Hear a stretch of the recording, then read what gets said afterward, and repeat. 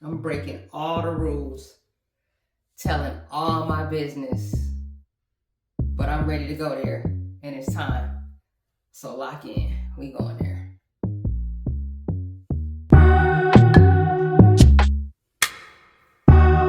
Fellas, this is a safe space for you. Kick your feet up, get the cold drink of your choice. This is a place for you. Ladies, get comfortable. Pour you a glass. Get your favorite blanket. Tap in. By popular demand, telling my personal business. This is a story time. We're gonna jump right in, but before we do, let's go ahead and get the pleasantries out of the way. Thank you so much for joining me. I appreciate you. Thank you for giving me a safe space for me to be able to tell my story, for me to be able to share myself. As a creator, it's important for me to be authentic, for me to be forthright. And although I fight to do that, I'm growing more and more and becoming more and more comfortable in front of the camera, and it's time. And I feel like this is gonna create a baseline, a foundation for us to continue to build and discuss other topics as it pertains to, just the human condition and relationships and connecting and lifestyle, as this is a lifestyle-based channel. So I appreciate you all. Thank you so much for listening and for joining me. I am truly grateful. I am not a clinical professional. I'm not a psychologist. I'm not a psychiatrist. I'm not a consultant. I'm not a physician, all right? I'm none of those. I'm not a doctor. I'm just a woman who's made a lot of mistakes, a grown woman who is here to learn and grow, and I'm always ready to be wrong. I'm here for accountability. I'm here to share information. It's not about comparison. It's not about competition. It's not about division. Fellas, we love you, baby. I see you. We need you. Ladies, we need you. You know what I mean? We are building a community. So let's continue to love on one another and engage in the comment section and engage, spread the content, share the content. Let's ask each other questions. Let's interact in a healthy way with patience and understanding, no discrimination, no judgment, none of that. It's a safe space. We got that out of the way. All right. My ex, my narcissist, my most recent encounter, my most recent relationship, my most recent connection was with a woman. Now, some of you may be shocked by this, but don't be. This is not a coming out video. I want to make that very clear. This is not about that. Before I have romantic interest in women, before I date women, any of that, I'm a child of God first. I'm a child of God first. And the more and more I grow and heal and elevate, I'm understanding that that needs to take precedence and have a strong, impactful influence on how I live my life and how I make decisions too. I'm a woman. So before any of that other stuff, I'm those two things. Again, fellas, you are in a safe space. I want to make it very clear. If you are not familiar with my content, if you're not familiar with biz as a creator, man, you are welcome here. You are needed here. Your leadership, your perspective, your understanding is welcome here. I want that here. We need you here. And you and your energy, and again, your contribution to this world and to us as women and as people is never to be replaced. Women, you are in a safe space. This place is for you, all right? Your perspective, your contribution, the things that you go through, how you see the world, how it impacts the way you feel about yourselves, your nurturing, how you pour into other people, all right? Selflessly at times. We need that here. You are not to be replaced. Because I'm a woman who has interacted with women, so I can see the perspective of men sometimes. I can understand where they're coming from and their challenges as they're looking to love us and interact with us. And two, women, I can see your perspective because I'm a woman myself and I have those same feelings, some of those same emotions and same thoughts. So that's where I have a unique voice on this platform. That's what makes me different. That's what makes me one of one. That's what makes my experience dealing with toxic and narcissistic relationships important. Not special or not above or beneath anyone else's. It's just unique in the sense that I prefer the company of women romantically. But again, this isn't a coming out video. That's a very minute part of who I am. It's not even that important. It's not. At the end of the day, we're all people. Everybody wants to feel seen. Everybody wants to feel loved. Everybody wants to feel valued. Everybody wants to be heard at the end of the day. For the most part, for better or worse, give or take, we all pretty much want the same things. But we've been impacted by, life experiences, culture, upbringing, where it is that we come from and where we come from. but we all want the same things. This isn't about perfection, it's about progress. So I gotta set the standard and set the tone so there's an understanding. Everyone is welcome here as long as they are patient, understanding, they care about other people, like they're willing to be kind. We can agree to disagree. I'm not a yes man, and I'm not expecting everyone to agree with everything I do and say. As a matter of fact, I'm not even looking for that, because I'm not here for confirmation or validation. I'm here to build community and to share myself in hopes that my experiences can help someone else as they're, within the stages of a toxic or narcissistic relationship, or even if it's just lifestyle based, even if you have questions about style or hygiene or how to run a household, how to find confidence within yourself, how to connect with God despite some of the contradictions, right, and challenges of this life. Again, before I am anything else, I'm an obedient child of God and fighting to be that and die to myself before anything else. I'm an obedient child of God and someone who is looking to fight to die to themselves every day to be a better version of myself. Two, I'm a woman. Before I'm anything else, that's exactly what I am. That's who I am, and that's what you can expect to get from me with each and every upload as we continue to grow as people. All are welcome. At this point in time, where I initially came in contact with the toxic and narcissistic woman in my life at that time, I had gone through, some challenges in life. At this point in time in my life, I'm working 2 jobs. I'm living alone. I got my own vehicles. I'm making my own money. I'm independent. Like, I'm doing good from that perspective, but I'm very tired. I'm very tired mentally. I'm ready to make some changes in my life, but I'm not exactly sure what it is that I want to do. But I know life is going to have to change. I feel myself getting older and older. I'm always tired. When you work in 2 jobs, you're always catching up to tired. When you work that much, and one of them was a graveyard gig, keep in mind, which is already like unnatural because of the hours that you're working, I'm tired. And I'm coming to a point where I'm ready to make a change, right? I'd also, suffered, let me word that better. I had also dealt with a substantial loss of a loved one in my life at that time. And to be honest with you, I'm so go, busy, grind, get it, that I hadn't even given myself enough time to process that loss. And I didn't quite realize how much it had an effect on me. I'm still coming to terms with that, how much it's affecting me. That, they say you don't know what you have until you lose it. And I knew, and it happened kind of fast, the way this loss happened, but it was as positive as it could have possibly been, as there weren't any stones unturned. It wasn't an excess amount of regret or anything like that. But at the same time, it was a loss, deep in my soul, So that was something that I was dealing with that I hadn't necessarily come to terms with. So I'm working and I'm fighting a good fight. I'm trying to, fight through it, but I don't want to make the excuse to say I was vulnerable, but I was definitely wounded. And you may have heard me use that term before.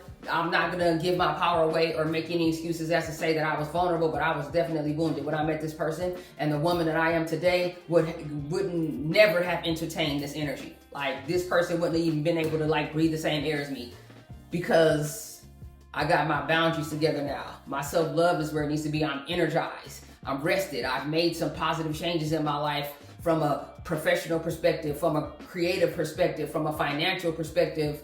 Like, I've done a lot of the work that I needed to do to put me in the place to be the best version of myself possible. My defenses are up now. I'm not pressed. Very, very well hydrated out here and feeling loved and very well taken care of, and just, again, looking to be a child of God as much as I can, all right? So we interact. We meet where I was working at the time, which, for the protection of others involved and things like that, I don't need to get into that. That's not important. But I met this person in the workplace, which should have been a dead giveaway, because I've always been someone who would never really date where they work. It's not something that I was ever in the habit of doing. And I'm not going to be dishonest and say that I never done it, but I've done it with discretion and in situations where the other party had just as much to lose as I did, if not more, and they would never have wanted it to get out.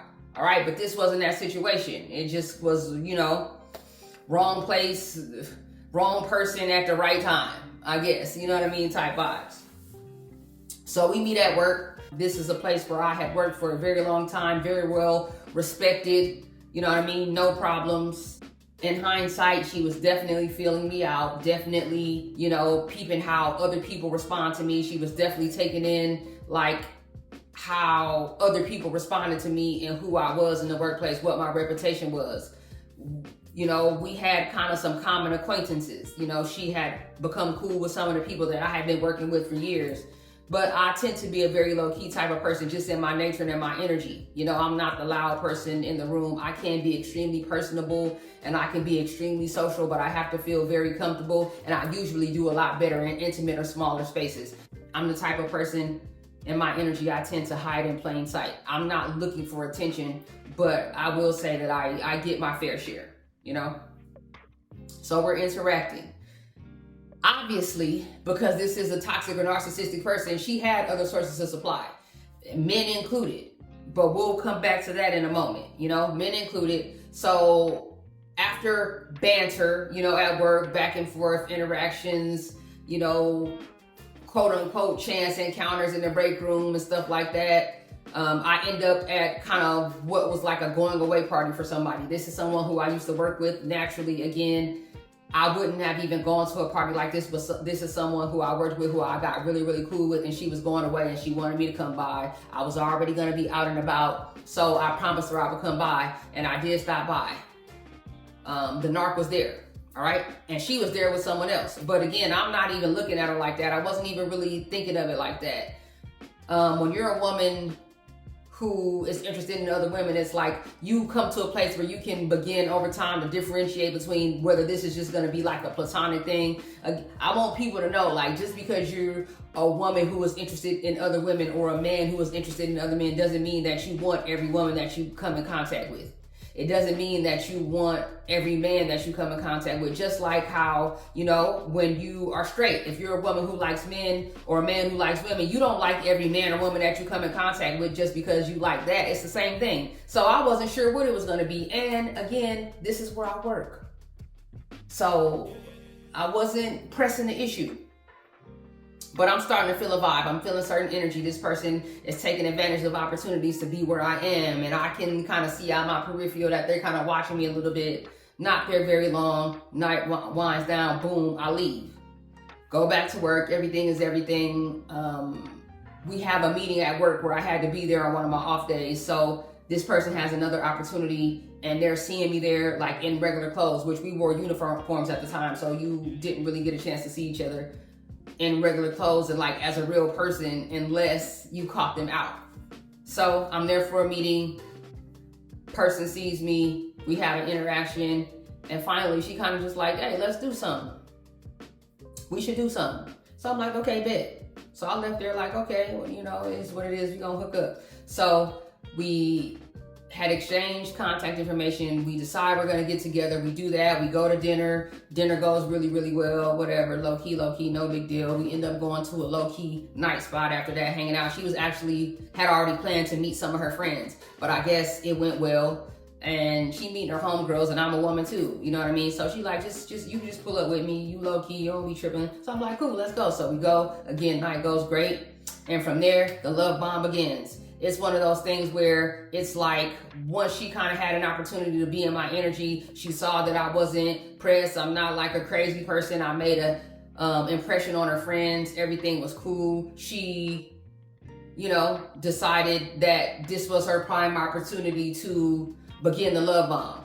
I want to say that I'm looking to like reflect on this and give you this story in the like place where I was when it happened, but it's been ages. I've changed so much, life has changed so much, and I'm so much more knowledgeable than I was that I'm kind of having to reflect on it as I tell it. But I'm trying to keep it, you know, as pure as possible without dissecting it too much or overthinking as I retell the story. But I'm kind of like unpacking certain things as I'm reliving it for you, right? Obviously, she was plotting the whole time because that's what they do. If you haven't had an opportunity to check it out, I'll link it up above my most recent video. You know, they're hunters and we're the prey. If you haven't had a chance to check that out, it'll give you context, okay? I was being hunted the whole time. You know what I mean? My aura, my energy, my light, my laughter, my reputation, the fact that I'm low key, the fact that a lot of people were kind of pursuing her and in her face and I wasn't, I was falling back, rubber band. Then, you know, But it ain't even about me. It ain't even about that. Usually when a narcissist or a toxic person shows interest in you, it's because you got a lack of boundaries. It's because they feel like they're going to be able to BS. It's because, like, so it's, listen, that isn't lost on me. And that's why I say she would never have an opportunity to be in my energy now, because I know better. The red flags were there. I was just ignoring them. Whereas now I wouldn't make the mistake of doing that, you know? So again, I'm not like bigging myself up. Like I know where I went wrong at. You dig? I do. I was being plotted on the whole time. So love bomb begins, and it just seems like after that one night we spent together, it wasn't physical or anything that night. I'm definitely not a fast mover in that way, and in promoting safety. Like, definitely always be safe. Safety is better. You can measure many, many times, but you can only cut once, and you cannot put toothpaste back in a tube. Once you got that thing, you got it. So be careful out here with your temple, and with your spirit, and with your energy. Respectfully. So it's like, once we spent that night together, everything went cool. I, again, was in need of something. She clearly was hunting. And I, didn't make it particularly difficult for her to be able to do that. We spending time. She coming over to my place. I'm going over to her place. She's painting the picture. The illusion is there. I only have eyes for you. You only have blah, blah, blah, blah. But the whole time, looking back on it, she had other sources of supply, had other stuff going on. Now, I'm not going to tell too much of this woman's business, but she did have the type of setup, lifestyle, and occupation where she would be required to travel a lot. And that, just creates an atmosphere and a space for all type of sources of supply. While you're in the love bomb phase with them, they're in the discard phase with somebody else. When they're beginning to devalue you, they're vetting and beginning the love bomb with somebody else. When they're looking to hoover you, they're discarding and devaluing somebody else. All right, it's a vicious cycle, and they're in different spaces at different times with different people, which is why when you're in close proximity to this person, whether you just talking, you interacting, you in a committed relationship, or so you thought, you friends with benefit, you're platonic friends, whatever, there's gonna be days where it seems like everything's cool for you, but they're thrown off. Why? Because they're into it with somebody else, or there's somebody else that is pissed off because they're giving all the time and energy to you now. They're not the main supply anymore. You're the new source of supply. So it's like they're directing a lot of their energy towards you. So sometimes when they lose control of another one of their sources of supply, or things are out of whack, like they're thrown off all day and you can't figure out what it is. Meanwhile, you're trying to comfort somebody about the connection that they're having with somebody else. Disgusting. I know. Disgusting. I'm looking back on those situations too as I talk about this, like, that's crazy. I can remember days distinctly where it seemed like everything was cool to me, but she was in a pissy mood all day because of something somebody else had going on. I told you we would circle back to it later in the video. This is a perfect time to do that. In my experience in toxic and narcissistic relationships, regardless of their gender, they'll deal with either. Now, clearly, because I don't entertain men romantically, even though I love you, baby, and I see you and I respect you, I don't want to speak on men too much, but in my experience, they'll deal with men or women. It could be a toxic or narcissistic man who claims himself to be straight, and maybe from a sexual place, he wouldn't go there, but if he could use or siphon supply from another man and nobody else ever find out, and he'll do it. If it's a woman who claims to be straight and her last few sources of supply has been men, but she finds a powerful, significant, strong source of supply that happens to be a woman, she'll entertain her too. Keep your head on a swivel. Be safe out here, because they don't play by the same rules as regular society. You gotta sit back and pay attention and listen to people's actions. Yes, I know what I said. Listen to people's actions. Pay attention to what it is that they're doing and not what they're saying. Harmony is when people's actions and their words are on one accord, are consistent. When they say one thing and do something else, pay attention to what they're doing. And then you'll really know the truth. But that only works if you take your time with people. You have to go through seasons with people to see what it is that they're really about. When you rush and move too fast, they love it. Toxic and narcissistic people tend to rush you. Like they'll want to rush you. They'll want to rush you about things and make you anxious and keep you off balance so that they can keep you confused as they're entertaining all these other people. Because this woman that I was interacting with had to travel for work a lot, there was a lot of room for devaluation and discard. I did not pass, you know what I mean, the no contact test the very first time I took it. I can't even necessarily say I passed it the second time. It took me a lot of time to figure out what it was that I was dealing with. I'm the type of person that I kind of become a nerd about things when I find interest in it. If I am interested in you as a person, regardless of the dynamic of the relationship, I'm going to want to know what you care about, what makes you happy, what makes you sad. You know, what makes you laugh? What type of foods do you like to eat? Do you like to travel, or are you more of a homebody? Do you like big crowds, or do you like, you know what I mean, just drinks with a couple friends? Like, I'm gonna want to know about you so I can live within your boundaries, so we could be cool, like, so we could be comfortable. You could be comfortable around me. We could have a good time. You know? They study you too, but it's so that they can push your buttons. Toxic or narcissistic people, they study us too. They're hunters. They're snipers. It's really like a court of law. Everything can and will be used against you later. So pay attention. All right? So they're hunting. So I got devalued and discarded a few times, and I was spending so much time because of the nature of how I'm wired to work. I'm a problem solver. I like to figure things out. That's how she kept me off balance, because I didn't understand what it was that I was dealing with.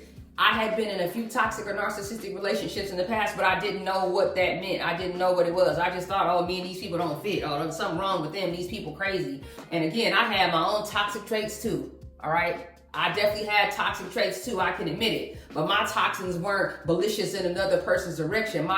My toxic traits were more transactional in the sense of, if I give you everything I got, you should give me everything you got. I was trusting outsiders to protect my interests as opposed to maintaining my self-care and my boundaries and, you know, maintaining my relationship with God and putting that more first than anything. So that's where I was toxic at. But toxic and narcissistic people are toxic in the sense that they're going to use you, manipulate you, lie to you, deceive you. It's like a bad casino. I live in Vegas, baby. They give you just enough to keep you playing. And that's exactly what a toxic and narcissistic person does. You know, we take calculated risks out here. But toxic and narcissistic people, they're like a janky casino, janky promoters. They give you just enough to keep you playing. Breadcrumbing is what they call it. They give you just enough to keep you playing, just enough to confuse you, just enough so that you're invested, and it's like, okay, maybe they'll do right this time. I think they see value in me this time. I think they learned their lesson this time. Nope. And every time they throw you away and hoover and you come back, they're gonna treat you worse, they're gonna do you worse, and they're gonna respect you less and less. Boom. This person's traveling for work. Little do I know, she got relationships over here. She got other women. Who's to say? I don't necessarily have proof that she was interacting with other women, but I know she had dudes. I know she had dudes. And listen, again, I'm not one of those women who prefer the company of other women who have an issue with men, love men. Great relationship with my parents, my father. I don't have no problems. It ain't perfect, but it's good. You know what I mean? It's men in my life that I'm very close to, that I respect and that I value, and they value me. I don't have those type of problems. I've unpacked any issues that I may have had, but I don't have issues with men. Very comfortable with men. Love you. Appreciate you. And I see you too. So I know she was interacting with men. Looking back on it in hindsight, I was triangulated with a few. I didn't know the nature and the dynamic of her relationship with these men at the time, but oh, they got a lot of homies. That's why sometimes you'll see me saying my videos like they love to have military friends, and they got friends from college, and they got friends that they used to play softball with, and they got their friend they grew up with down the street, and this is her mother's best friend's son, and yeah. You know what I mean? They're whoever they can get supply from. No one is exempt. No one is exempt. And I'm sure I was triangulated with a few of them, and they were just as confused as I was, but I'm so cool. I'm so beautiful. I'm so pretty. I'm so wavy. I'm silly. I'm also very silly. That I wasn't acting out. Like I wasn't. So they do this thing where they groom people. All right, this is a great time to discuss that too within the video of my story time. They groom people. This woman was trying to groom me to be in a polyamorous relationship that I did not sign up for. Let me tell you something, I'm very selfish. I'm very, very stingy. I'm not jealous, but I am a protective woman. I am extremely territorial. You wipe your feet and speak to me when you walk into my house. You understand me? Period. That's who I am as a person. And that go with, like, for my parents, that go for my sisters, that go for my household. It ain't just about romantic situations, but I'm very protective and territorial for the things and people in my life that I love and that I see value in. So don't play with me. Don't. She was trying to groom me, and I'm pissed off about that too, which is why it's important for me to tell my story so I can get it off my energy. But she was trying to groom me, making little funny comments. It's like I would kind of brush it off. And honestly, there was a time within us, getting to know each other where I was thinking that this is somebody who I could possibly see myself with. Fine. I ain't gonna cap down to fine. Fine. Everything that I typically like in a woman. Like fine. Fine. We can't lead in that, clearly. Character is definitely more important, but she was a beautiful woman. I'll give her that and never take that from her. But she was trying to groom me, and I don't appreciate that. I'm not sharing with no man. I'm not sharing with no woman. My name ain't Sharon. I'm Biz. I ain't sharing nothing, okay? And we used to have conversations, and it was like there was a time where I thought that I would be able to see a future with her, but very quickly I came to realize that, nah, this ain't that. So let this also be a lesson to you. Spiritual or not, biblical or not, whatever you believe in, respectfully, I think it's important to interact with purpose. Ladies, if you are dating a man, I think it's important to date with purpose. Okay? Men, if you are vetting a woman, I think it's important to date with purpose, because when you date out of lust, ladies, you vetting another woman, I'm not here to tell you that you're right or wrong. That's a whole different video for a different day. This is about love and sharing information. Men, you dating other men, it's date with purpose. Everybody is on their own personal journey. I ain't condoning, I ain't giving the okay. It ain't even my place to do that. Again, I'm a child of God first, but love you and respect you. This is a no judgment zone. But whoever you are and whatever you're doing, date with purpose. It's a waste of time, and it's dangerous when you date out of lust. It's dangerous when you date out of feelings, for resources, for networking purposes, for money, because somebody is fine, because somebody builds you up, because they make you feel good. Yes, those things are important, but we're supposed to be dating with purpose. The nanosecond that you come to see somebody is not for you, not for your good. They're not building you up. They're not enriching your life. They're not someone you can grow with, build with, elevate with, perhaps raise children with, grow your family with. It's time to abort the mission. That alone, if you adhere to those ground rules, it'll help you avoid a lot of stuff. It'll keep a lot of negativity and a lot of drama up off you if you would just date with purpose. I've been guilty. I ain't telling you what I heard. I ain't telling you what I assume. I ain't telling you what I think. I'm telling you what I know. Date with purpose or not at all. For your own spiritual protection. Nothing from nothing is nothing.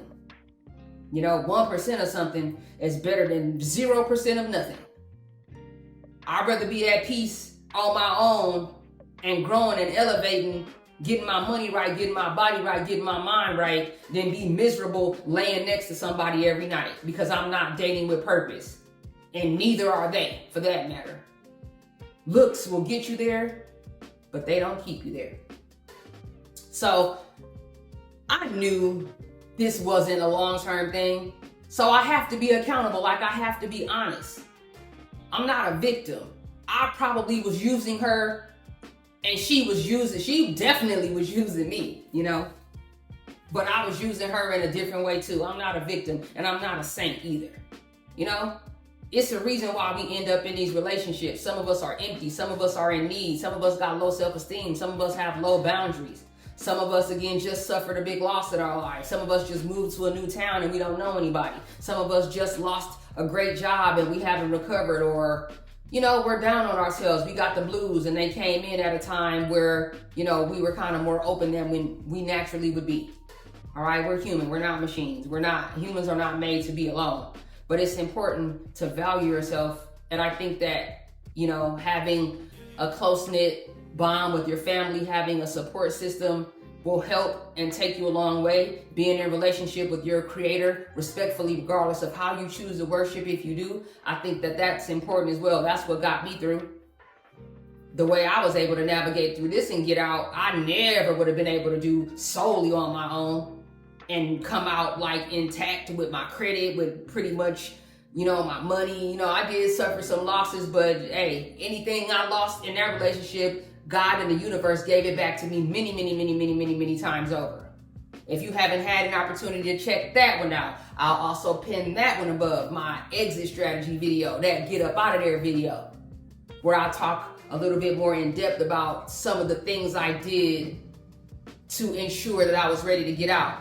I hope it is not having a negative effect on the audio, but I believe the compressor, the AC just kicked on, so my apologies for that. It is a little warm, you know, but we'll move forward. I'll speak into the mic. It came to be that I knew this wasn't going to be anything, and instead of finding my way out of the situation, I didn't do it, because I did have an attachment, because I did enjoy her company, because I did enjoy her physical presence. For whatever it was going to be, I allowed it to continue. But I knew deep down inside that eventually I was going to have to open my hands and let her go. I already knew that. Spiritually, I knew that she wasn't a fixture. A lot of games being played. How's it going down? If it's on, then it's on. But I got to know now, is you with me or what? That's how I was feeling. You know, triangulation going on, invite me places, having me up around people. I'm feeling a lot of fun energy, like I'm not understanding what it is. I can't quite pinpoint it. I'm not used to that. Smear campaign. They're smearing your name. They detect strength in you, but still see value in you and want to extract from you. They're smearing you.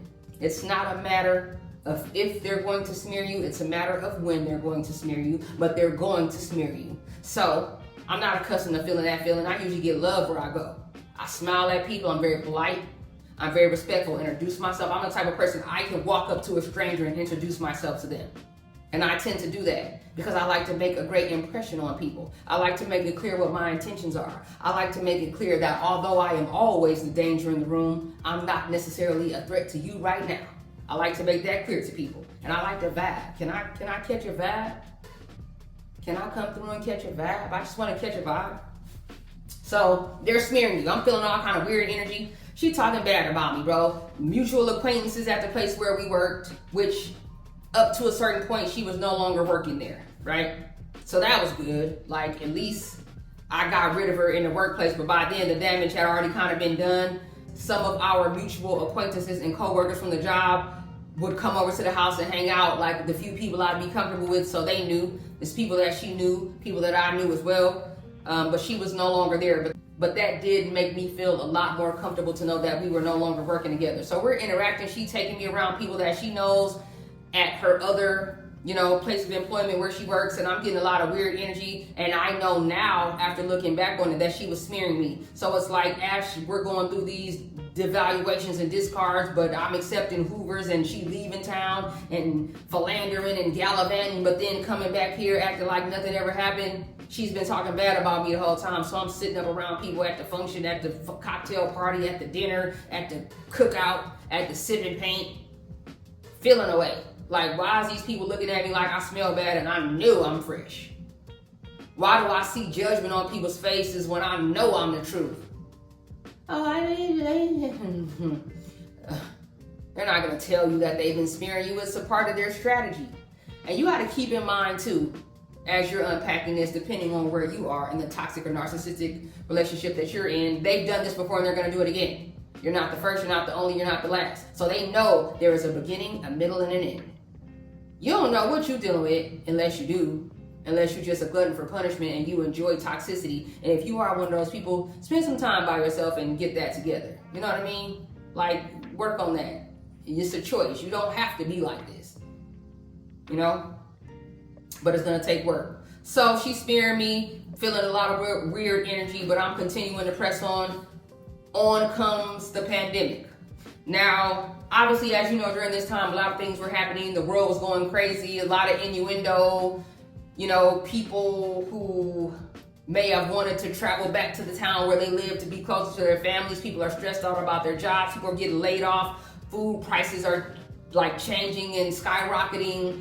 resources, fuel, everything so up in the air, the ability to get on an airplane, like little essential things that we need from day to day are becoming scarce. I remember spending crazy amounts of money out here on tissue wherever I could find it at, like driving from store to store, buying paper towels and stuff from places where I would never buy it from, for prices that I would never pay.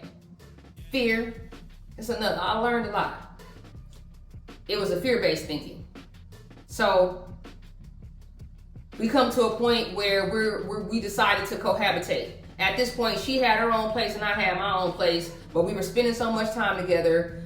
There was some extensive damage in the condo where I lived that I had been holding down on my own for years. I was having a lot of back and forth with the owner, and because of the pandemic, the owner wasn't looking to make repairs, like stuff was going unkept. But I'm still paying my bills. I never stopped paying my rent. I never stopped working during the pandemic. I made more money during the pandemic than I did not, by the grace of God. So I was still paying my bills, but things are breaking. I can't get in touch with the owner. The owner ain't sending, contractors out to fix things, but my lease is up. I'm trying to get in contact with the owner. The owner playing games, not sending contractors out to make the necessary repairs, but now my lease is up. So I say, you know what, babe, why don't we just listen? This connection that we in, this quote unquote relationship, whatever you want to call this, situationship, transactionship, manipulationship, shout out to Telstra, whatever you want to call it. It is what it is. I ain't tripping. I don't even care. Yo, lease up. Let's put our heads and our money together in protection of our overhead with boundaries, with understanding, pay bills, and we can go on about our business after this. But we already comfortable with one another. I ain't asking you to change. Silly. Lack of boundaries. I'm doing what I want to do. Clearly that wasn't bothering her because I'm being used anyway. She don't care. Let's just put our money together, find us a nice home, help each other out, cleaning, cooking, overhead, whatever. We gonna draw these boundaries up, have an understanding of what is going to happen within the home and what ain't. And let's do this. I can help you out as you're having to travel a lot for work. You know what I mean? I can help out. You won't have to stress so much. It makes sense, or so I thought. So we do that. We begin to cohabitate. It's a business decision that I made. And I think that's one of the things that saved me. While it was hustling backwards in hindsight, because I could have made that arrangement somewhere else. I could have either found me a smaller place, moved real quick, and maintained my peace, or I could have done other things. But I did like her. I was comfortable with her. Very clean individual. Vibes, knew how to decorate, was domesticated, knew how to put a home together, knew what I liked. So it made sense at the time, or so I thought. So we go ahead and we find a place. Beautiful home. Nothing but compliments on the home for everybody who came. It was beautiful. And again, here comes the love bomb again. Because this whole time, again, she got other connections and stuff going on, but this is how I slowly and surely become the main source of supply. They're always going to have multiple sources of supply, but because I was in the home with her now, I was helping with the overhead now, I played a certain role in her life now, and she knew exactly where I would be, when I would be there, knew my schedule, where I laid my head, but she knew me. Back to front, this is how I become the main source of supply now, because we end up living together. So we move in. Love bomb all over again. She cooking, cleaning. I'm working my 2 jobs. Her work is slowing down, but she got her own income. Never accuse her of being particularly broke or dusty. She doing her thing. But I'm working. I definitely am a provider, so I'm able to pick up the slack where she came. But at this time, when we first move in, I'm coming home. House smell good, look good. Floor is clean. Meals is cooked. Everything's situated good. I come home from work, do my little chores around the house. We spend time together. We watching movies. We quarantining. Initially, we were quarantining between our 2 homes, but she would be at my home a lot, I would be at her home a lot, or she would be traveling. And now we're in this place together as the pandemic is kind of starting to loosen a little bit. But, we still keeping our distance from people, or so I thought. But we're spending a lot of time. Eventually, a few weeks go by after the first, a few weeks of us living in a house together, I'm starting to notice things. They say you never know somebody until you live with them. That's very, very, very true, very true. I start to notice little things that I don't like, where you were always home when I came home, now you're not. And even back You know, before when we first moved in, even if I would hit you and be like, what's up? I could get an answer. She started disappearing, couldn't reach her, and staying out like for days and days. Now, at this point, again, it's a business arrangement, so I'm not tripping. But at the same time, she would do funny stuff like be gone for 2 days, but then come back home and initially look to pick an argument with me, because no matter what, I've never been the type to like blow up a phone, like go through phones and then try to check people about what I saw. Like she ain't my girl. But at the same time, when we first move into the house, we got to understand it. We keep outside business outside of the house. But this is what it is. This is where home is. You show me respect. You like, she was doing funny stuff and playing games, looking to get a reaction out of me. But when she couldn't get a reaction out of me, she would look to provoke me. All right, I want to make that clear. It's not so much that she was out. It's the way that she would do it and how she would switch up. Because one thing about me is, if you gonna be out, be out. We were in close proximity. We were sharing a bed together. Like we were, you feel me? And that's fine if within this business decision, you decide to venture off. But I'm getting my wits about me now. I'm kind of starting to get an understanding that this is off. And because this isn't my first time being discarded, which is exactly what this was, it wasn't like she just communicated and then met somebody. Like, nah, this was someone who, in my opinion, was always there, who she was vetting. This person might have been someone who lived out of state or traveled for work, but I felt that presence on her. I felt that energy on her every time she came home. I felt it. I felt it. I know what I felt. So, what I understand about people is, I'm not chasing anyone. Like, that's one thing about me. Like, you're not just gonna break me down. You know, I'm gonna reciprocate your, I'm gonna match your energy. Whatever you giving me, I'm gonna give you back. You go that way, I'm gonna go this way. I'm not gonna come running after you. So she doing what she doing, I'm living life. In the process of me living life, I'm kind of starting to interact a little bit on my own. I ain't no slouch. It's opportunities for me to be social out here too. So I'm doing that. So I think over time, the more she began to notice that I wasn't tripping and I wasn't reacting about the things that she was doing, it made her more curious about what I was doing and how I was living. Because I would deliberately not answer calls as much, not be as quick to respond to text messages as much. She would ask me for little favors and I would tell her no. She would want things from me and I would tell her no. Finally, and this is kind of the thing that like set off the chain of events where the final discard happens. She stays out. And I wasn't hitting her line or nothing. I'm still working 2 jobs. I'm going to work. I'm running the household. I'm doing, but it's times she would come and go. Sometimes I'm home. Sometimes I'm not. It's times where I would come home. Sometimes she's there, but sometimes she's not. So this is one of the days she at home. I'm at home chilling or whatever, taking care of business, doing what I'm doing around the house. And she kind of makes a comment, I'm gonna sleep with you tonight. I told her, no, you're not. I remember this. I can see it as I sit here and no, you're not. That's exactly what I told her. No, you're not. I don't know if you realize it, depending on where you are in a toxic or narcissistic relationship, you don't tell a narcissist no. You can't tell them no. Even if they don't like wig out and crash out on you right then in your face, they're burning on the inside. They're entitled to you. You're like an object that they can control, like you're at their disposal. You don't tell no. What you mean no? You can't tell no narc no. They own you in their mind. So that set it off right there. But the problem with that is I had been educating myself about what a toxic or narcissistic person was like. I knew. So I understood. That's one thing I do want to tell you. When I looked that woman in the eye and I told her, no, you're not, I knew what I was doing. I knew what would come with that. I knew what would happen. I knew what would happen when I told her no. And it came to pass because the grooming, the little things that she was starting to do, now she's trying to push me. She's staying out more and more. Like she's leaving little funny things around the house. Like she's starting to have conversations with other sources of supply right in front of my face.